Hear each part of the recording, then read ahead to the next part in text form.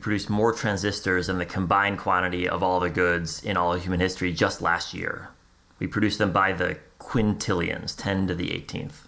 Taiwan's in some ways seems like a really obscure place to have all this advanced chip manufacturing, but in other ways, there are such deep personal connections between Silicon Valley and Taiwan. So if you talk to Taiwanese chip makers, you never know, are they in Taiwan or are they in California? They're back and forth all the time. And so there's personal networks as well that really link up Taiwan and Silicon Valley.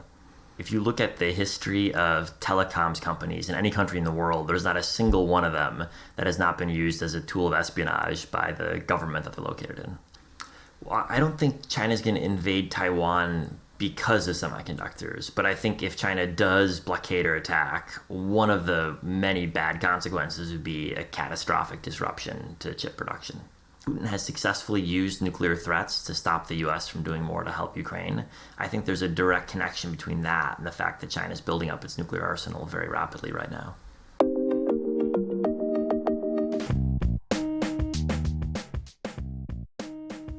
I have to say, man, I was surprised that there are semiconductors that are smaller in scale than a virus, because after COVID, now we all know how big a virus is because everybody was doing a meme about how the masks don't work and the viruses are small. So to have a semiconductor be that small is really impressive. Is kind of a crappy, understated word for that. We're manufacturing electronic devices that are running the whole world, and they're that small. It's mind blowing. Well, that's what makes computing so powerful today, that inside of your smartphone, there are 15 billion virus-sized devices called a transistor that make all of the ones and zeros that all computing requires. I remember reading in the book that something like more semiconductors or more transistors were manufactured last year than the quantity of all other goods produced by every industry in history or something like that.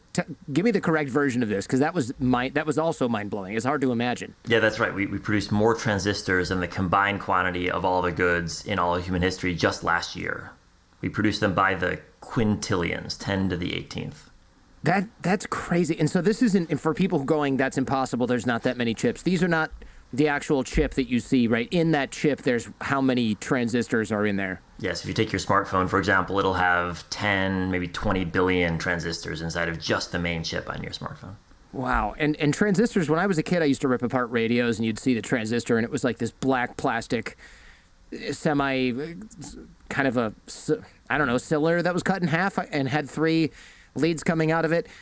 Is that just one transistor in there, or are there multiple in there too, and that's just what we just called that a transistor? I think you're referring to just one transistor, and basically all progress in computing has been shrinking them smaller and smaller and smaller every single year. So that black plastic doodad that I ripped out of a radio in 1987, which was probably designed somewhere in the 70s or early 80s, that thing is now so small that you can fit billions of them into my smartphone on various chips. Yep, that's right. They're measured in the billionths of a meter is how they're measured today. That is right. So you see like the 3 nanometers and like that's the stretch. It's just absolutely incredible. And I know people are like, get over it, it's just a chip. But I think marveling at that is worth doing, because it really shows you how advanced technology has become. And of course, that's why these things are so damn important to running the entire world. Tell us about Moore's Law, why things have actually shrunk to this degree.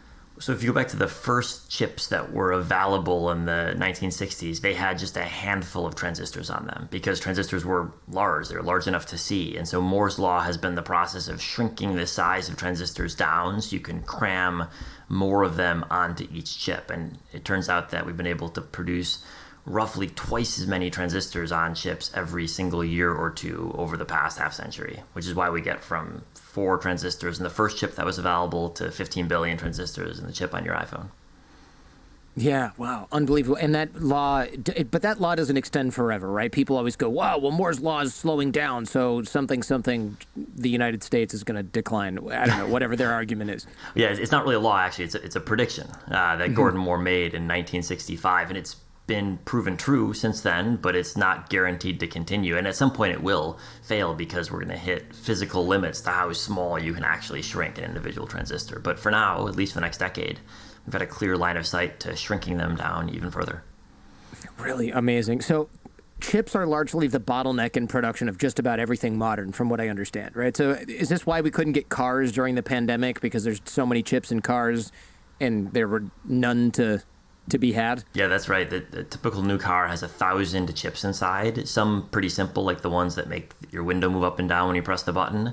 Others super complex, like if you have a Tesla, the automated driving systems are run by an ultra complex processor chip. And during the pandemic, there were huge shortages. And so car companies often couldn't finish their cars because they were missing just one of the 1,000 chips inside of them. Jeez, the supply chain of this is bananas, and it also sort of shows, since it's so fragile, how fragile our economies really are. Because I've heard the expression "data is the new oil," but I think you say in the book the pumps and pipes are all powered by semiconductors. And can you describe for us the stats and the stakes about just how reliant the world is on semiconductors? Because yeah, you can't get cars. That's pretty bad. But if you can't get phones, and you can't build computers, and you can't get cars, and you, I don't know, can't run the internet, it's I don't know what else. There's not a whole lot left, man, for the modern man, is there? Yeah, I mean, today, pretty much anything with an on-off switch has at least one and often dozens or hundreds of chips inside. So it's your refrigerator, it's your dishwasher, it's your coffee maker.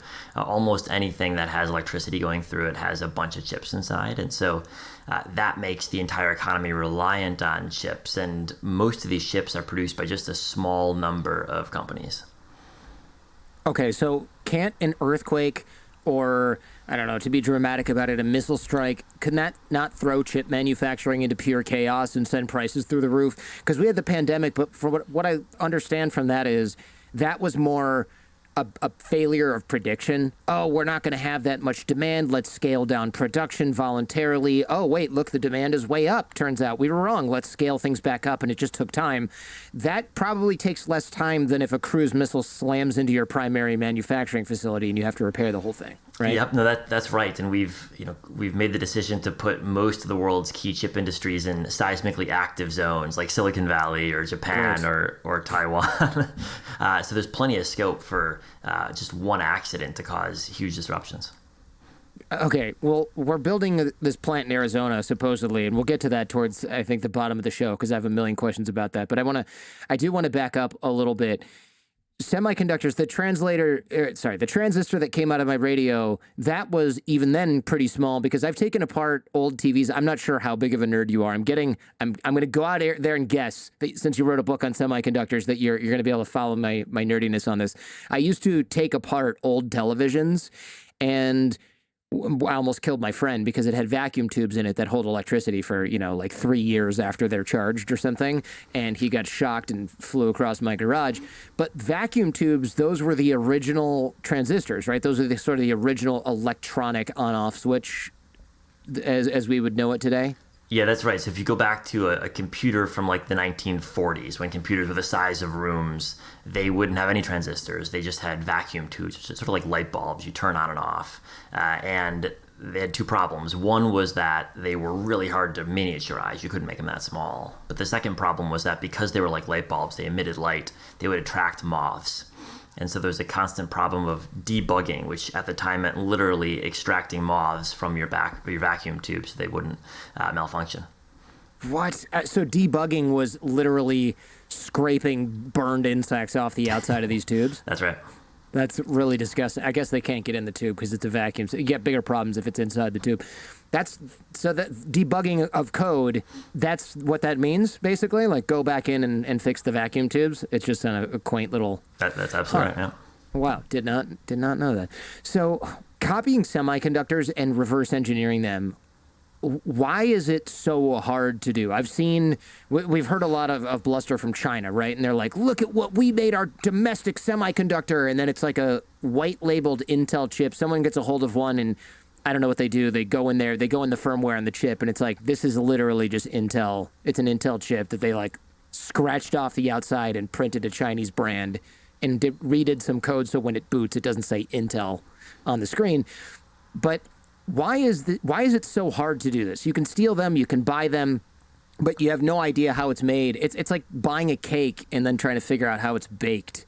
Why can't people just look at the thing and make machinery that creates this? Yeah, well, if you think of a cake, there's a dozen ingredients in a typical cake recipe, but there's 1,000 ingredients in a typical chip recipe, including some really complex chemicals, some really sophisticated design methodologies. It's one of the hardest things we put together as humans, and so just like you can't look at a cake and extract the recipe, well, it's orders of magnitude more difficult to try to extract the recipe as to how to make a chip. That's one reason. The second reason is that in the time it takes to copy, your competitor has already raced ahead due to Moore's law, because companies are issuing new chips every year or two that are twice as good as the prior version. So even if you do successfully copy, you're guaranteeing that you're far behind the cutting edge. I see. So basically, you could try to do this, but you're going to end up being 3 or 4 or more revisions behind. And I guess that's not the end of the world if you're a developing country and you just have no chips, but I guess if you're a developing country, it's still going to be way cheaper to purchase these from countries that can make them versus trying to get, because the talent level and the machinery and everything required for this, it seems like it's kind of like the space program. You can't just throw money at the problem. You need money, talent, infrastructure, and even then, you're going to the moon, and sometimes literally in the case of the space program. I think it's far harder than the space program, because to get to the moon, you need to get to the moon once or twice or 3 times. But for chips, you need to make virus-sized transistors by the billions for every single chip you produce. There's a mass production aspect to it that's much harder than space. That makes sense. I didn't think about that, because you can't just make a slightly bigger chip that does the same thing. It would have to be like this massive, to fit 20 billion transistors on something, it would be the size, it could be the size of my entire lot that my house is on if you don't know how to miniaturize it, which makes it useless for the purpose that it is going to be used for. And like if it's a mobile phone, it doesn't fit anywhere in your garage, you have an issue. Right. Yeah, okay. So what is it with China sort of LARPing that they have their own chips that it turned out to be stolen, or I should just say white-labeled Intel chips? Why bother? So in China, there is tons of government money available for anyone who says, we're going to catch up to the cutting edge. And so there are lots of companies in China that have schemes to make it look like they're catching up to the cutting edge because they can attract a lot of funding in response. And so there are different ways you can do this. You can build factories and say my factory's at the cutting edge. You can develop a chip, say my chip's at the cutting edge. And if you succeed in convincing the Chinese government that you've got something special, they'll give you huge sums of money, hundreds of millions, billions of dollars. And so people have built scams around bilking the Chinese government of subsidy money that's intended to build a chip industry. I see. So you don't think it's just soft power, like, look, we built our own chip. You think it's more like they're literally just scamming the government and saying, look, we built our own chip, give us money. And then that guy just vanishes into the Western Europe or something. Interesting. I've heard of scams happening in China with those subsidies, but maybe it just seems a little bit too brazen to try and scam your own government out of hundreds of millions or billions of dollars, when your own government, especially it's an authoritarian government that might not just be like, oh, well, that guy really pulled the wool over our eyes. I wouldn't screw over Vladimir Putin. It seems like a bad idea. People have tried recently. Yeah, it's a risky strategy, but it's a profitable strategy too. And so there's a bunch of great examples of just blatant frauds that have been successful in getting government funds over multiple years to build advanced semiconductors, or to say they're building advanced semiconductors. All right, so Taiwan, they became interested in the semiconductor business. Why? It seems very random to have this little island that is essentially, and for many years was almost like kind of a backwater retreat location for was it Kuomintang party, Chiang Kai-shek, during the revolution in China. And then suddenly, I don't know, I wake up out of not paying attention to this kind of thing for decades, and all of our semiconductors are made in Taiwan. It seems very random to me. I read the book, so I understand kind of the process, but what happened there? So 2 things happened. First, the Taiwanese government correctly realized that semiconductors and electronics in general could provide a ton of jobs for Taiwan. So Taiwan was an agricultural society. They had lots of farmers who were moving to cities looking for jobs. And so they said, building electronics factories and chip factories as a way to employ lots of people. And that was the right bet. But the second thing that they did is that they hired an individual named Morris Chang, who founded the Taiwan Semiconductor Manufacturing Company in 1987 with a brand new business model. He said, we're not going to design chips like most companies did. We're only going to manufacture them. And as a result, grow to be the biggest chip maker in the world. And so they put all this money behind Morris Chang, and he built what today is the world's most important chip maker. It seems like you would be better off designing your chips and making them, but that turned out to be kind of a bad idea to do. Well, I shouldn't say a bad idea. It was a better idea to not design your own chips, but why? So the intuition is sort of like Gutenberg and books. Gutenberg didn't write any books. He only printed them, and as a result, he was able to get really good at printing books. Morris Chang wanted to do the same thing with chips. He said, I'm not going to do any design. Leave that to the design experts. I'm going to get really, really good at manufacturing chips, and then I can provide manufacturing services for lots of different customers and scale up, build this huge scale, because he produces chips for Apple, for NVIDIA, for lots of different companies. I suppose also if you're manufacturing chips and you design them, you're going to make competition where there wasn't any, right? So if you're designing chips and Apple buys them, other people aren't either going to not be allowed to buy from you or are going to be like, I'm not going to give you my design when you're also doing designs for Apple because you're just going to steal my design and give it to my competitor. But if you're just making chips and you have no input on what the end result really is other than having manufactured it instead of designed it, everybody's giving you the top end, most advanced stuff at all times and pushing your manufacturing chops forward because they want more and more transistors at a smaller and smaller scale. Yeah, that's right. And if you think of yourself in Apple's shoes, they've got this ultra secretive, complex technology that they have to trust their manufacturers with. And so they're only going to trust a company that they think is a neutral player. And that's what TSMC has been. Do you think it was a conscious decision on the part of Morris Chang and the government of Taiwan to be indispensable, and not just for jobs' sake, of course, in Taiwan, but also to say, I mean, now they call it the Silicon Shield, right? Like the United States has to defend us because we make all the chips for the whole world. Was that a conscious decision, or did they just sort of wake up one day and be like, dang, we are really the linchpin of the economy. That's good for us. Let's keep it rolling. I think even they are surprised at how successful they've been, but it was definitely conscious to inject themselves to the center of the chip supply chain and make all Silicon Valley companies dependent on their manufacturing. That was deliberate. It was a strategy they developed decades ago that's just bearing fruit today. Okay. Yeah, I wondered about that because it just seems like either, man, are they playing 4D chess, or this was a really big lucky break that they then capitalized on appropriately. Yeah, no, it's 4D chess it probably isn't, but they were looking very far ahead. They saw the way the industry was changing, and they wanted to put themselves right at the center of it. Taiwan's in some ways seems like a really obscure place to have all this advanced chip manufacturing, but in other ways, there are such deep personal connections between Silicon Valley and Taiwan. So if you talk to Taiwanese chip makers, you never know, are they in Taiwan or are they in California? They're back and forth all the time. And so there's personal networks as well that really link up Taiwan and Silicon Valley. Yeah, I mean, my wife is Taiwan. She's American, but she's Taiwanese. Her family's Taiwanese. They came here in part because of other people in tech and that whole thing. I mean, they came right sort of early. And the Taiwanese community here is very much ingrained in the tech sphere, right? It's just a massive amount of Taiwanese people that have been here since, I guess, the 80s and 90s at least, in semiconductors, mobile phones, all kinds of tech. In the early days, it sounds like Japan was poised to take this over. And I vaguely remember as a kid, all the high-tech electronics were always out of Japan, right? And I'm thinking of Sony Walkman specifically because that kind of defined my generation in many ways. But it seemed like anything high-tech was Japan. And did that shift, or was that just a weird perception that I have from my youth? No, that's right. And Japan really fell behind the curve in the 1990s and 2000s. They were high tech in the 80s and 90s, but then they missed the PC. They missed the smartphone.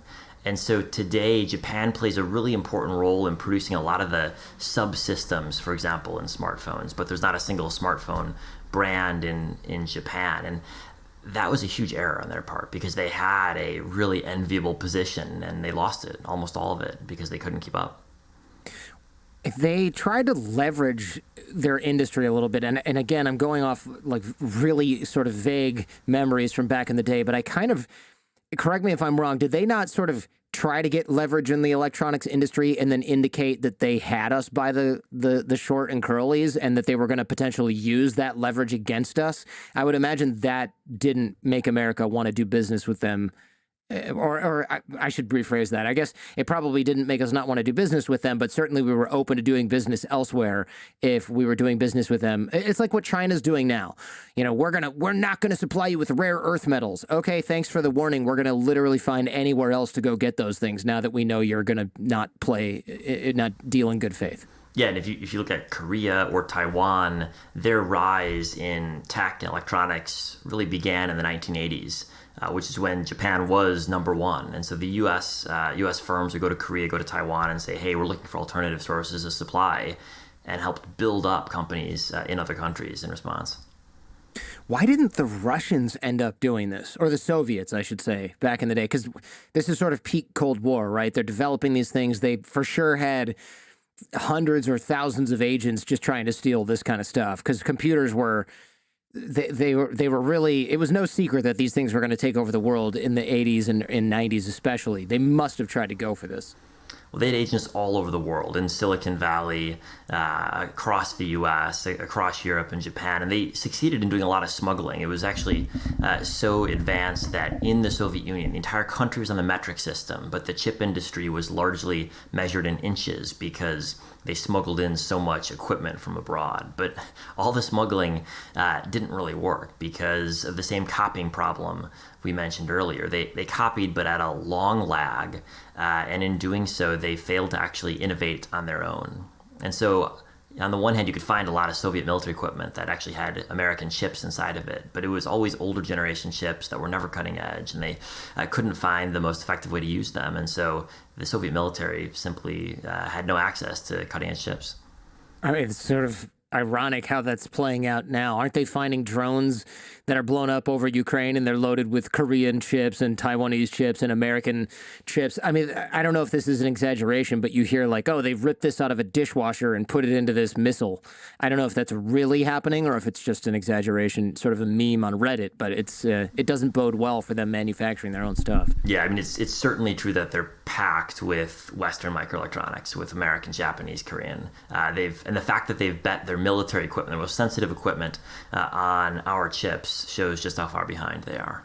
Yeah, man. I can also not imagine that if you're smuggling equipment in from abroad back in the 80s or the 90s, how do you make spare parts for that equipment, right? Because that's also manufactured in the United States or Korea or wherever.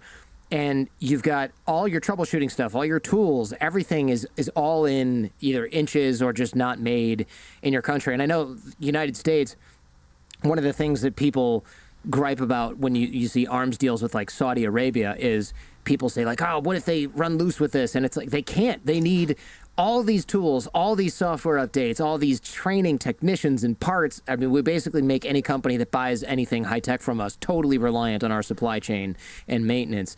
And you would just end up doing that to yourself as a country if you try to copy our tech. So it seems like it made the Soviets reliant on Western technology that they couldn't really get. Yeah, no, it's a bad strategy. It binds you into having to keep smuggling in our tech to keep updating your systems. But you know, the other problem that they had is they never knew what type of chips they were smuggling in were real and which ones were counterfeit. And they were convinced, and we don't really know, they were convinced that the CIA was giving them counterfeit or chips that were manipulated by the CIA to function in different ways. There's actually today in the Russian security services, the FSB, a division whose job it is to look at equipment they're smuggling in and try to ascertain whether it's been compromised in some fashion. Really? I guess that makes perfect sense, right? Because if we know you're smuggling this in and that it's probably going to go into a MiG or a piece of artillery, wouldn't it be great if it could be shut down remotely or at a very inopportune time? And so someone's job is to make sure that that chip doesn't have whatever firmware on it that we might have put in there, like a backdoor or something along those lines. Yeah. And of course, the Chinese are doing this to us right now. We've only got a vague understanding of who's meddling with the components in our systems. Yeah, I was going to ask about that because you hear about Huawei and 5G and the phones being banned. And At first, I was like, okay, is this to keep them from competing with our phone companies, or are they actually really worried about software backdoors? And it seems like you really could be, especially at the infrastructure level. Like maybe they don't put it in your friggin' phone. Who cares? But what if they put it in the 5G cell tower technology that they're selling to Africa, and that just funnels data back to China? That's industrial scale espionage, I guess, for lack of a better word. Yeah, yeah, and I think if you look at the history of telecoms companies in any country in the world, there's not a single one of them that has not been used as a tool of espionage by the government that they're located in. Certainly the U.S. has a long track record of doing exactly that. Yeah, wow. So you think it's quite credible that Huawei was, or some other Chinese companies were doing this? I would be shocked if the Chinese government weren't trying very hard to use every mechanism they've got. Yeah, I suppose you're right. I wondered, is there like evidence of this that is public, or is it just like they're probably doing this? There's certainly evidence that U.S. Servers have been discovered with additional components on them that weren't supposed to be there. What they were used for, hard to say. But in a circuit board in a server, there's hundreds of components, even more, and so you often don't know which components used for which part. So it's a little bit circumstantial evidence, but I think coupled with the obvious rationale, China wants the data, China wants the intel. I think we'd be naive to think it wasn't happening. Yeah, no, I mean, look, I'm never going to be skeptical if you tell me China or another country, including the United States, is spying on somebody else. That goes without saying. It's just a little bit. It's one of those things where you hear about it so much, but it's like, is there just evidence, or is there actually just only speculation?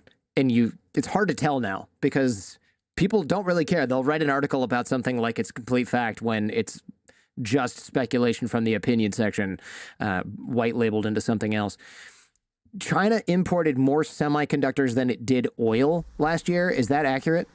That's right. And for the last decade, China has spent as much money each year importing chips as oil. Can you scale this for us? Because I mean, I know countries need a lot of oil to keep their economy running, but it's hard to wrap your mind around just how much that is. Well, it's tens and tens of billions of dollars a year of chips. And the reason China imports so much is first, because it doesn't produce any cutting edge chips at home. But second, because most of our phones, our computers, consumer electronics, they're all assembled in China. So China's got to buy all of the chips needed for all these devices. They're assembled in China and then sent all around the world. So the largest share of the world's chips that are produced end up transiting through China at some point. So this is 260 billion was the figure that I saw, which is actually more than all of the oil exports of Saudi Arabia. That's how many chips China is buying. Yep, no, that's right. But it makes sense when you think that, Saudi Arabia, we associate Saudi with oil, but Saudi produces 10 to 15% of the world's oil. TSMC produces 90% of the world's most advanced processors. So China's just got to spend huge sums of money buying chips, largely from Taiwan. Gosh, TSMC, for those, in case you forgot, that's the Taiwan manufacturer of, 90% of the chips that we use. And when you say high end, what are we talking about? Where's the dividing line between a chip that goes into a smartphone, which I assume is what you mean by high end, or into a computer, and then what's a low end chip, like one that turns on a flashlight with a button? Yeah, so even within your smartphone, there's dozens of semiconductors. The application processor, the one that's running iOS, if you've got an iPhone, that's a very advanced chip, 7 nanometer, 5 nanometer, depending on how new your phone is. But then there's also lots of simpler chips. The power supply is managed by a simple chip, the Bluetooth, the Wi-Fi, the camera. And so basically the more powerful the processing, the smaller the transistors, the more advanced the chip. Okay, so I'm trying, and the reason that this is kind of important for me is because I don't really know if people understand that a quote-unquote high-end chip still does relatively simple things in our mind because we're so used to seeing what those are. And I have a timer here. It's a little like black and white digital. This is probably a low-end chip, would you say? Yeah. That's right. But this is this is essentially a clock with a button on it. I mean, there's not a whole lot else going on, but I've got something else here that's like an application launcher. It's called a Stream Deck. I'm going to hold it upside down. It's got some colored buttons. If you're watching us on YouTube, you can see this. It's literally just like a little screen. That thing, I'm guessing, has dozens or hundreds of not low-end chips inside it because it's got a color screen and the buttons do things on my computer. And so the bar, I guess what I'm trying to say is the bar for what a high-end chip is actually relatively low. That's right. And every smartphone has multiple high-end chips in it. Thanks for watching on YouTube. Remember, you can also enjoy The Jordan Harbinger Show on Apple Podcasts, Spotify, or wherever you listen to podcasts. Our podcast feed is a treasure trove of insights from intellectuals, authors, spies, artists, athletes, pioneers, engineers, former mafia bosses, and business leaders, all sharing their secrets to success. For more information, click the link in the description. Now, back to the show. So why is it that China can't just build fabrication plants, right? You mentioned there's inner jostling to try and look like you're doing something. I assume that plays a role because if you're busy trying to fake it, then you're not necessarily busy trying to do the real deal. But what else? Because China is a world power. They have nukes. They have an aircraft carrier, debatable about whether it works, right? They got submarines and stuff like that. Satellites. They've gone to space. Why the hell can't they build a smartphone? It seems very difficult to wrap my mind around why they can't do something that seems simple enough for other developed nations to do, but apparently is incredibly, incredibly complicated. So two reasons. First is that the know-how involved in cutting-edge chip making is just so specialized and so unique. You can only learn it while working at another chip company. And so there's just a small number of people in the world that have any idea how to do this. And most of them are employed by competitors that don't want to let their employees go work for Chinese firms. Second, if you want to make a cutting-edge chip factory, you need to acquire tools from just a tiny number of companies in the US, Japan, and the Netherlands. And those companies are not allowed to sell their tools to China. So you can't get the manufacturing equipment you need in China. Okay, not being allowed to sell your equipment to China, fine, but can't they sell it to Vietnam and somebody in Vietnam smuggles it into... I mean, come on, it's a world power. They can get a machine.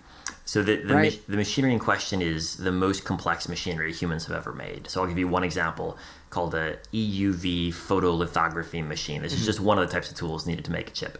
It's produced by one company in the world in the Netherlands. It's so big it requires 3 airplanes to move. Cost $150 million a piece. And some of the components inside this machine include the flattest mirrors humans have ever made, one of the most powerful lasers ever deployed in a commercial device, and an explosion happening constantly inside the machine at a temperature of 40 times the surface of the sun. Okay, wow, that's eye-wateringly complex. And it seems like not only is it complex, it sounds fragile. Because if you need the world's flattest mirror, you can't even... You can't even have people in there walking around because it'll vibrate or something in a weird way, right? So it's just, you can't just throw that thing on the floor of a factory with other machinery that's vibrating. You need the thing. It's it's got to be perfectly still, and it's got to be perfectly stable, and it's got to have the right environment around it. I mean, you think those clean rooms where you can't have dust in there, that makes this look like, I mean, that's the easy part, right? Yeah, Not having right. a speck of dust. That's right. Wow. And so these tools you have to have, just to make them operate, you have to have personnel from the company that makes them on site for the lifetime of the tool.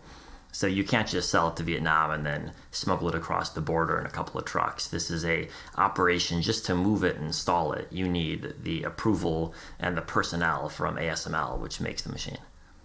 And they know where their bread is buttered, and they're not going to send a technician to another country because if they get blacklisted somehow, it's over. Or if they get sanctioned, I guess. I mean, what would happen, right? They would get sanctioned or fined? Fined and sanctioned, that's right. And ASML, it's a Dutch company, but because their machines are so complex, they've got to source components from all around the world. So they've got the mirrors actually from Germany, the lasers from a different German company, but some of the key components in these machines are actually made in the US, in California, and in Connecticut. And so they're just as reliant on the US as they are on the Netherlands for the construction of these machines. You're right. This is more complicated than space because you can have a space program without much outside help, but even America can't do this. And we'll get into why in a little bit, why the United States can't just manufacture chips outside of Taiwan. I think you'd mentioned in the book, there's one of these, was this the etching laser? Is that the machine you just described? It was like it's got 450,000 different parts just in the laser itself. And of course the defect in any one of those parts is going to make it not work or cause delays. So even if you steal the entire design process, you probably don't even know what you're looking at that point, right? That's right. And there's, this company has thousands of employees, but no one outside of this company has any idea how to make one of these tools. And even if you copied and pasted the blueprints and downloaded them to your computer, you can't just go to the company that makes the mirrors and order an extra mirror. The supply chain is intimately bound up with this one company. So where would you even start if you're trying to replicate the machine? It's basically a hopeless task. Gosh, you'd need your own domestic industry for each of these parts, and we don't even see that in the U.S. or the Netherlands. And then whatever, your whole team needs a PhD in laser optic semiconductor design or whatever field this is to even look at the thing you stole from the company that you stole it from. That's right. That's right. And by the time you've made any progress, they're going to have delivered their next generation system, which is substantially more effective. Do you think that, I know China meddles a lot in their domestic industry, and yes, some of it's subsidies, which I'm sure is great for business, but I think a lot of it, isn't it also kind of like, well, this crony's got to get this, and so we're going to put this factory over here, even though it's not necessarily the best place for it. Is that hindering their ability to copy this, or are they not even that far yet? There's a ton of that dynamic. And if you look at the way China puts money into its chip industry, the dollar values are huge, tens of billions of dollars a year, but it's divided among each of the provinces and each of the cities, and everyone wants a chip making facility in their district or their city so that they can have a good photo op in front of it. And so it's divided in super inefficient ways. And as a result, they get much less bang for their buck in terms of investment than they could if they were doing it smarter. I do want to talk about Chinese investment, but it's occurred to me that even if you made this, even if you somehow could copy this, you need, how old is that Dutch company? It's got to be several decades old now, the one that makes the laser and the other UV machine. Right. So you can't copy that without that experience. You'd have to bring the talent over and the supply chain, which is, I assume, illegal in every sense. Certainly illegal, and good luck hiring them. How are you going to hire 1,000 experts in this field? They're all currently employed at this one company. There's no other workforce you can draw from. Yeah, you'd have to throw money at the problem, but if it's illegal, it's illegal, right? I mean, I don't think those people might want to raise, but I don't know if they're going to give up their citizenship in their country to get it. That's a tall order. I know we've done something to stop China from buying chips overseas, buying equipment and things like that. How has that not spurred a bunch of investment? Are they trying to do this? Or, like I said before, I know they're trying to fake it, but are they making headway in trying to do this? Because it's not like China to just say, well, we're never going to figure this out. Let's give up. Well, they've been trying for the last decade, since 2014, tens of billions a year into the chip industry.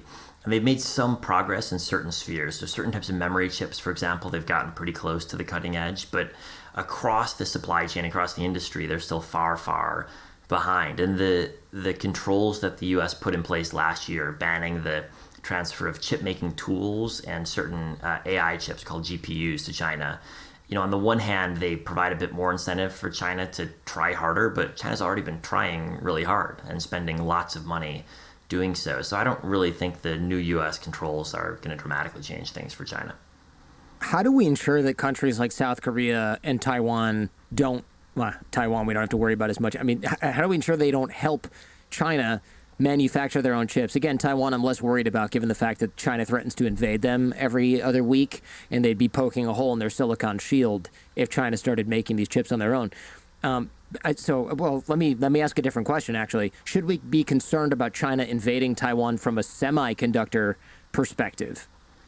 Well, I don't think China's going to invade Taiwan because of semiconductors, but I think if China does blockade or attack, one of the many bad consequences would be a catastrophic disruption to chip production. I think the Chinese know that if they were to blockade or attack, the chip industry in Taiwan would shut down immediately. It wouldn't have the power it needs. It wouldn't have the chemicals that are imported. It wouldn't have any of the components that are required. So it would just go dark. Okay, so you don't think there's a scenario in which they're like, look, we're taking over, keep the presses running, we still need these semiconductors, because that's not going to work given the supply chain requires things from outside Taiwan, and those things would be blockaded or cut off. That's right. You need the components from outside of Taiwan, and you need the engineers in Taiwan to stay at their jobs under an occupation regime. Good luck. Yeah, yeah, good luck. I mean, I kind of figure I've got this, I won't say conspiracy theory because I'm anti-conspiracy theory, but I do have it in the back of my mind that that factory may or may not have explosives wired underneath it, or at least be on a map where the cruise missile goes in the event of taking over. But now, the more you explain this, the more it seems like you really don't even need to level the factory if it gets taken over by China. Because if the employees don't want to work there, or even if they are forced to work there and the factory's operational, they're going to make a couple more runs of chips and they're going to go, hey, we need this, this, this, this, this, and this. And it all comes from America, and we're not getting any more of that ever. Yep, that's absolutely right. And so China would be foolish to think that it could actually take these facilities in an operational way. Maybe they're naive enough to think that, but it's just a hopeless goal.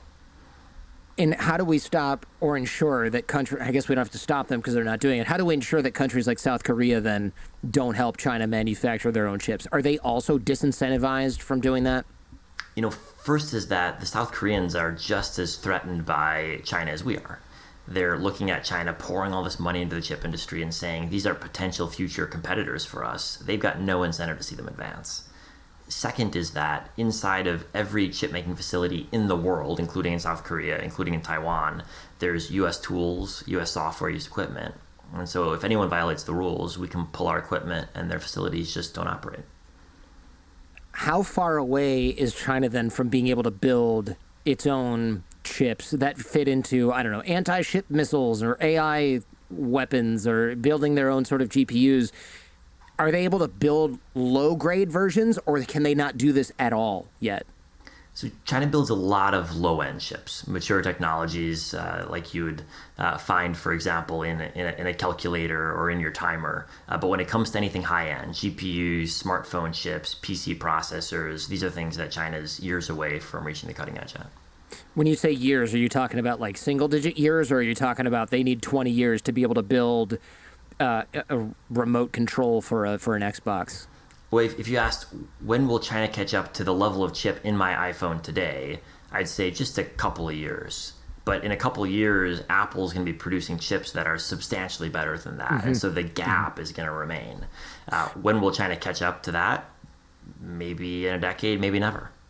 Yeah, I think the worry, though, is, right, they don't necessarily...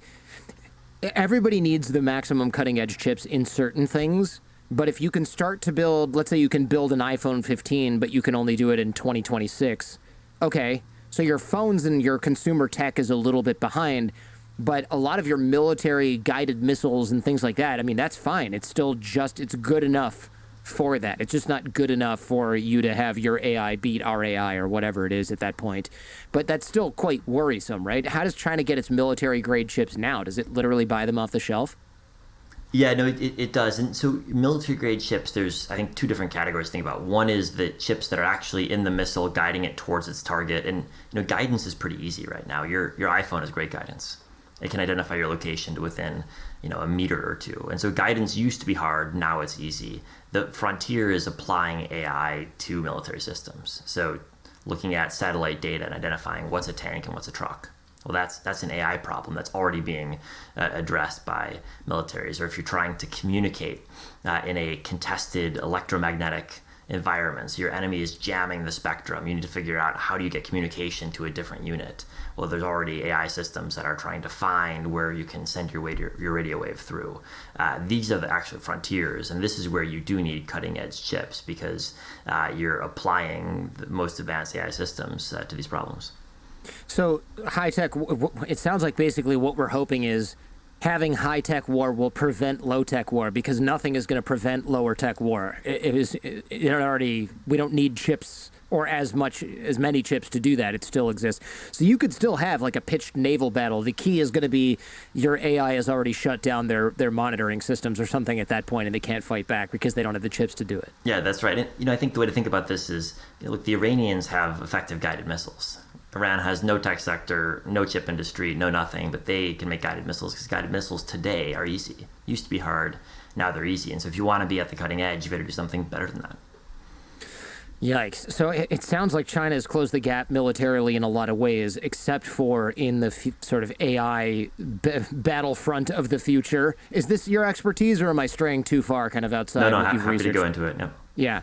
So it seems like U.S. dominance or Western dominance is dependent on technical, high-tech warfare because the size of forces is always going to be in China's favor, just like it was in the Soviet Union, right? They can get millions of soldiers to our several hundred thousand. So we have to beat them on the technological frontier. We don't have a choice. Like, we lose our advantage if we don't do that. If China is only a few years behind us, or maybe a decade or so behind us in making these high-tech chips, what are our options to slowing down their progress or halting their progress that doesn't involve us literally launching missiles at factories? Well, I don't think we're going to halt their progress given all the money they've got and all the scientific expertise they got, but we're going to slow it down by doing two things. One is by stopping them from getting the tools, which we've been doing over the past couple of years, saying we've got equipment you need for chip making, we're not going to give it to you. And two is by trying to drain their private sector of its expertise, by discouraging people from working with the Chinese private sector, which ultimately is where much of the expertise comes from. Because the key with chips is that 99% of chips that are produced go to civilian applications, and only 1% go to military applications. And so if your country has a tiny private sector chip industry or a backwards private sector chip industry, you're going to have a backwards military chip industry too, because they're so closely related. So we have to essentially have better working conditions. Okay, check. Pay more, well, debatable, but better quality of life. I know that a lot of folks are going back to China to work, at least Chinese people who come to the United States to study. Some of them have said they've done so under duress. Some of them have said that they're getting paid more. But I think, as my dad so eloquently puts it, I don't see a whole lot of people swimming the other way. I mean, he's not talking about China when he mentions that. He's usually talking about Cuba. But it does seem like this is a weird problem, right? Because we have to literally make the United States a better place to live. And so far it is. And because China almost has to force people or bribe people to go and live there, as opposed to just having a nice, free environment where your kids can grow up and do whatever they want. You don't have to bribe your teacher, for example. So that's good. We've got that going for us so far, which is nice. But what else can we do? Because authoritarian regimes, I mean, they can do a lot of sending people abroad and then forcing them to come home by threatening their family or whatever. Well, I think the other factor is that we're right now in the process of ripping apart the U.S. and the Chinese tech ecosystem. Because for a long time, U.S. firms thought it was in their interest and it was in their financial interest to help Chinese partners develop technologically. And that's why you've got so much U.S. tech that's assembled, so much software that's written, so many business partnerships between U.S. and Chinese firms. And the last 5 years have seen a lot of those partnerships being torn apart, partly because government is saying, you can't do that anymore. We're going to put up new restrictions to limit tech transfer into China. It is a worry that China is a more important customer for chip manufacturing than, say, the U.S. government, just because isn't the market share in China, isn't that so much larger than the chips that, say, the United States government purchases? So how do we figure that one out, right? Because it's tough to tell a company, hey, man, you can't sell smartphone chips to China at all. I mean, I guess you can do it, but you're really saying you're going to make way less money next year because we don't need as many as China does, and you can't sell to them at all. Yeah, that's right. I think the way I think of it is Joe Biden's got a lot of power over the chip industry, but Apple CEO Tim Cook has 25 times as much power since he spends 25 times as much money on chips each year as the U.S. government. And so that's why we've got to have a situation in which U.S. firms have a incentive to keep selling to China, but only less advanced technologies. That's what the government's trying to set up right now. They're saying your most advanced technologies you can't sell, but your less advanced ones that aren't sensitive, keep selling those all you want. Less advanced smartphone chips, PC chips, data center chips, so long as they're not used for AI, keep selling those to China. Not a problem. It's just the cutting edge that we're worried about. How does the United States calculate the risk then of supporting Taiwan, right? We can't just sail aircraft carriers into the Taiwan Strait anymore, I think, because of the types of missiles that China has. Is that correct? It would certainly be a risk. Yeah. So China could then blockade Taiwan, and then what? The U.S. and Japan have to go rescue them. Well, maybe Japan have to go in and rescue them, which could escalate things. I mean, do you have any insight into this based on your research? Well, this is the scariest scenario because if China were to invade outright, I think there's no doubt the U.S. would come to Taiwan's aid. But if China does a blockade, then the onus is on the U.S. president to decide, what do you do next? Do you threaten to use the U.S. Navy to break the blockade? Are you willing to shoot first in a blockade scenario? You've only got a limited period of time before Taiwan starts facing huge shortages of energy, maybe even of food. It's very difficult to know what a president would do in that scenario. Yeah, that is quite scary. And I think about this because, I'm taking my family, my wife and kids to Taiwan to visit their family. And I don't really want to be there when that happens. And I'm hoping it never happens. Certainly that it doesn't happen this October would be, ideal for me personally. But it does scare me a little bit. I am taking some solace in the idea that it's going to be just as bad for China if they do this in terms of semiconductors and not being able to produce anything or run their economy. But I don't know. Are we making a mistake underestimating how irrational a dictator can be? Yeah, I think that's the risk. If Xi Jinping is just trying to maximize Chinese GDP or to make China as wealthy as possible, then he certainly won't touch Taiwan. But that isn't really what's driven him thus far. He had zero COVID for 2 years, which is economically disastrous. Now he's got the highest youth unemployment China's ever seen since they've been collecting this type of data, and he's pursuing his policies regardless. So I think we shouldn't assume that he's focused purely on economic maximization. Yeah, I mean, if he does this, if China does this, the losses, I'm guessing, are going to be measured in the trillions, not the billions or the hundreds of billions, right? How long would it take to recoup the ability to manufacture chips elsewhere or recover from this kind of economic damage globally? It would be many, many years because it's the cutting edge chips that are made in Taiwan, but it's also tons and tons of mature technology chips as well that are made in Taiwan. So the amount of capacity that you need to rebuild is just extraordinary. The number of machine tools inside of those factories you need to rebuild is on its own a huge challenge. So it would be half a decade, if not longer. Gosh, okay. What do you think of the war in Ukraine in terms of deterring China from invading Taiwan? I mean, do you think authoritarians are learning a lesson from Putin's disaster here, or do you think that they're potentially emboldened somehow because maybe they can do it better? I don't know. Dictators typically narcissistic, typically don't think things apply to them, et cetera, et cetera. So I don't know. Where do you stand on this? Yeah, I think it's hard to read, but look, Putin still got 20% of Ukraine. Mm-hmm. So that's not a complete failure. It's not a complete success, but it's not a complete failure. Second, Putin has successfully used nuclear threats to stop the U.S. from doing more to help Ukraine. I think there's a direct connection between that and the fact that China is building up its nuclear arsenal very rapidly right now. Sure. Yeah. I mean, knowing that you can completely drop 90% of the supply chain of chips around the world by blockading Taiwan or I don't know, even just blowing up one of the small areas. I mean, you don't even need a conventional invasion to do that. They can lob something over there and put a massive dent in the global economy. Yes, they would be poking their own eye, but so what? Dictators don't give a crap if people can't buy things for a while. They care about their economy, but if they cloud the whole thing in patriotism, they might get away with it for at least a little while. It's really hard to say. Yeah, I mean, Mao Zedong wasn't known for his skillful economic management, but he held power for a long time. Yeah, exactly. He had famines that he'd engineered. They killed dozens of millions of people during that time. I mean, it's not inconceivable that they would do something like that by accident or even deliberately. And so, yeah, that is something that keeps me up at night. Really, it does. What about quantum computing? Again, if this is outside your expertise, let me know. But is there a role that plays in terms of semiconductors? Because I'm guessing you said Moore's law ends at some point, right, where things double. But then do we suddenly go into the quantum realm and it's just a different set of rules and laws? Probably, but it's too soon to tell. Right now, there's a lot of investment in quantum computing, but there's not yet a single practical use case of quantum computing. So we're just too early in the process to know. I think one thing that is interesting is that a lot of the paradigms of quantum computing envision quantum right next to very high-powered silicon processing.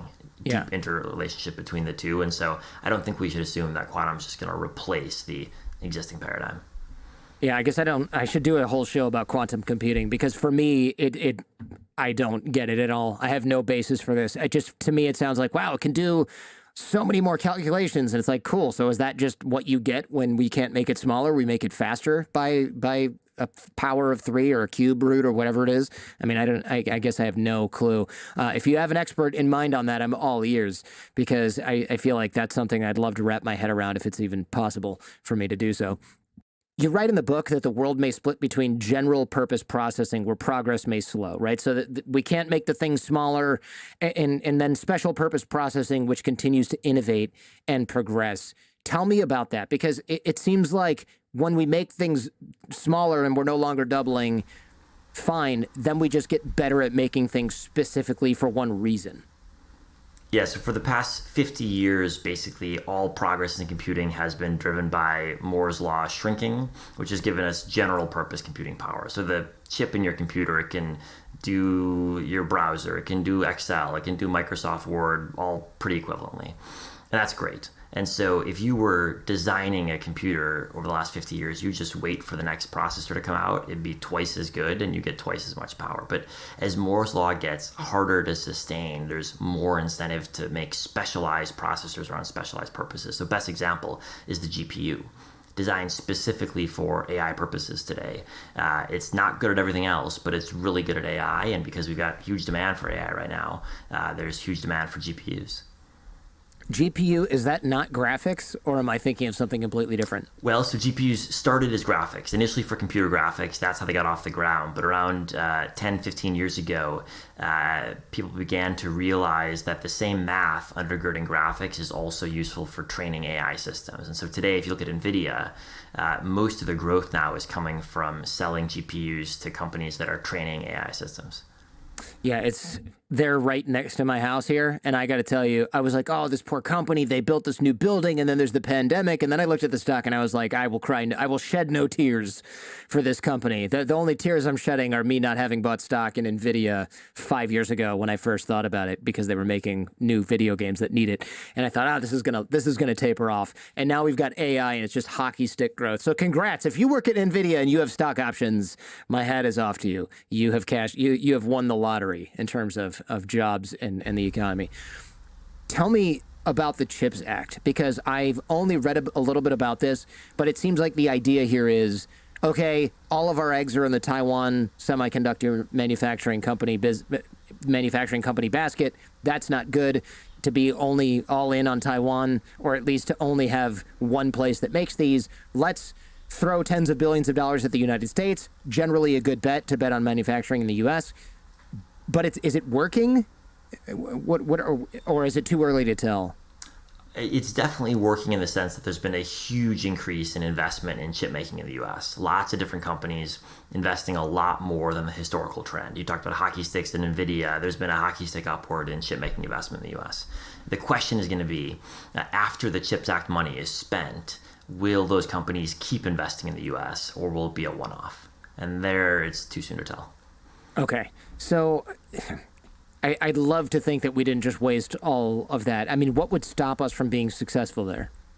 Well, the key challenge is that it's just more expensive to make chips in the U.S. than in Taiwan or in Korea. It's tax policy, it's land cost, it's energy costs. And so companies, they've got business models that they need to optimize. And so if it's 20% more expensive in the U.S., it's a hard sell. So the CHIPS Act is saying it is more expensive. We're going to have the government cover the cost differential, more or less. But there's only $50 billion in the CHIPS Act. And so that will be spent over the next 5 or so years. After that point, the cost differential will reemerge and we'll have to figure out what we do then. Gosh, so what would it take, aside from a subsidy of, let's say, 20%, to move chip manufacturing stateside? Because if this is only a money problem, I just feel like that's so solvable. Any problem that's just a money problem isn't really a problem, right? So there's got to be more to the story. Money's the biggest thing. There's certainly workforce issues. You can't replicate the Taiwanese workforce overnight. You can replicate it over a decade, but you can't replicate it overnight. There are power issues. There's huge power demand that chip facilities require. But the biggest thing is the cost differential. Man, I really had no idea that it was just that because I figured that the supply chain, I mean, does the infrastructure for making semiconductors exist here in the United States outside of manufacturing the semiconductor itself? Can we get the raw materials? Can we get the chemicals? Because I've spoken to some semiconductor investors, and one of the things they're concerned about is you can't just take, let's say, the factory outside of Taipei and all of the personnel that's in it and move it to the United States, because even though we do supply some of those chemicals and we do supply some of those whatever machinery and other things like that, or get it from Europe, there's still missing components. I just don't know what those are. Yeah, I mean, it's definitely true that in Taiwan, you've got the densest network of chemical suppliers, of spare parts suppliers, of component suppliers. But you do have chip industries in the U.S. that have been operating for half a century. And so they've got those chemicals too. They've got Texas Instruments, right? For example. I mean, come on. Yep. And so it's more dispersed in the U.S., and because it's more dispersed, it's less efficient. Whereas in Taiwan, everything is basically happening in a couple of cities and a very small island, and so it's more efficient that way. But the building blocks are in the U.S. It's just a matter of organizing them and scaling them up. So you think this is a solvable issue where we could theoretically get Taiwan-level semiconductor manufacturing happening in the United States over the course of a few years or several years? Over the course of a decade. It's going to take a long time. You know, a single chip making facility takes 2, 3, 4 years from start to when it actually is producing chips. And Taiwan's been spending the last 3 decades building chip factory after chip factory every single year. So they've got a ton of capacity. You can't replicate that overnight. So basically, we need to slow China down and speed up the United States and not trip over our own shoelaces for the next decade. Otherwise, it sounds like we could be headed for trouble, because I can imagine a scenario in which China's like, aha, it's no longer just BS. We can actually manufacture these high-end chips. And if we can't do that, we are in deep, deep trouble, because then they won't care if Taiwan supply chain is down because they can make enough for themselves. It would be like the United States being sufficient with oil supply, for example. We care about our allies and their oil prices, so we're reliant in many ways on Saudi Arabia and other oil producers. But if we were in a global conflict, the United States is largely self-sufficient with energy, and that's a big deal. We don't want that to happen with semiconductors and China, correct? Yep, that's absolutely right. And you know, I think self-sufficiency is going to be hard, but if we're more self-sufficient with the Japanese and the Europeans and partners that we can trust, I'll feel a lot better than the current situation where we're critically dependent on Taiwan, which is threatened by China, and increasingly for low-end chips on China itself, which is a really dangerous place to be. Yeah, I suppose. I mean, look, we can probably survive without our black and white timers or whatever, but it's not great. I know we're losing a lot of things from China to other places like India and Vietnam. But is that, or I shouldn't say we're losing, I know we're moving a lot of things, actually. China's losing those things. But is that mostly the assembly of electronic devices rather than the manufacture of their components? Mostly, yes. And this is a process that's driven partly given that Chinese wages are rising relative to India, Vietnam, but primarily because companies want to diversify. If you look at Apple, for example, they manufacture over 90% of iPhones in China right now. And they're looking at that saying, that's probably a bit too concentrated. And so trying to build up assembly in Vietnam, in India. The chips are still coming from Taiwan largely, from Korea, but they're being assembled in new locations. Well, look, you sound pretty optimistic about that. Is that an accurate observation or an accurate perception here? Yeah, it's happening rapidly. With PCs, for example, with servers, it's happening faster than with smartphones, but there's a ton of change in the electronics industry shifting out of China towards Southeast Asia and India in particular. Well, I hope you're right about most of this. Is there anything you hope you're wrong about in terms of your research with semiconductors, especially as it relates to the U.S. and China? I think the big risk right now is that all the money China pours into its chip industry, it might fail at the leading edge, but they're going to succeed in building a ton of capacity in mature technologies. And if they flood the market, just like they flooded solar panels or steel, it's going to have huge implications for the rest of the world and threaten the profitability of US and Japanese and European tech firms. And we don't have a strategy for dealing with that. I see. So even if we develop high-end chips over the next 10 years, once China catches up, they might be like, hey, we have ours. They're largely the same, except for they're a tenth of the cost because we're paying people peanuts and everything is dirt cheap and we don't care about pollution or whatever it is. They can undercut us by a lot. That's going to lower the the market price for those, which means we might not be able to compete. Thus, either we have to subsidize that entire industry in the United States, or those go out of business. Yeah, that's right. And companies right now are thinking 10 years in the future, saying we're looking at all of this new capacity coming online in China, mostly lower tech, but still it's real. It's going to hit the market in 5 or 10 years' time. It's going to impact our prices. Are we willing to invest right now, given what we expect this surge of Chinese capacity to be? So we're actually getting less investment than we would in the US, in Europe, in Japan, because companies are already worried about this issue. Jeez. And then, the solution looks like what? Protectionism, where it's like, hey, you can't sell those chips to the United States. And if you want to do business with the United States, you can't buy chips from China. You got to buy them from us at 500% of the cost. Yeah, that's right. And unless you can convince the Chinese to adopt a level playing field, then I think good luck. The only alternative, is to lock out their chips. Oh, man. So this is even best case scenario where we bring this up domestically, we're still in trouble. It's still a pretty messy situation. Yeah. Oh, man. Okay. Yikes. Well, all right. We'll have to have you back in a few years and figure out what's going on at that point. I mean, what do you think is going to happen, right? It seems inevitable that China is going to come up with the ability to create high-end chips, and that this exact scenario is going to happen where we can finally build them here and they're 500% of the cost. I think when it comes to the cutting edge, the most advanced chips, I think China is going to remain behind what the Taiwanese can do for a very long time. Okay.